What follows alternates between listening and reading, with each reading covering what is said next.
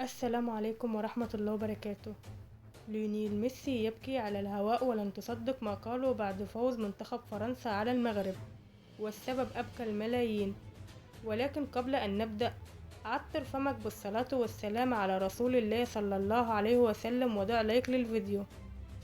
بعد انتهاء مباراة المغرب وفرنسا التي أقصى فيها منتخب فرنسا منتخب المغرب من نهائي كأس العالم، كنت أود أن تخسر فرنسا ويتأهل منتخب المغرب لنهائي كأس العالم، والسبب هو أن ميسي بيعتبر نفسه أفضل لاعب في منتخب الأرجنتين والتأهل الأول لكأس العالم 2022.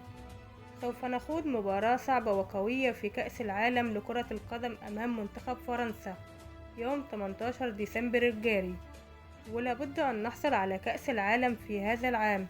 ولعب فريق المغرب أمام أقوى منتخب في العالم وهو منتخب فرنسا، ولكنني حزين للغاية بعد ما فعلوه من نجاحات في كأس العالم لهذا العام. ولكن حكام المباراة أصروا على أن يخرج منتخب المغرب من الملعب وهو مهزوم. قل لنا في التعليقات، هل فعلا المباراة كان فيها ظلم من الحكام؟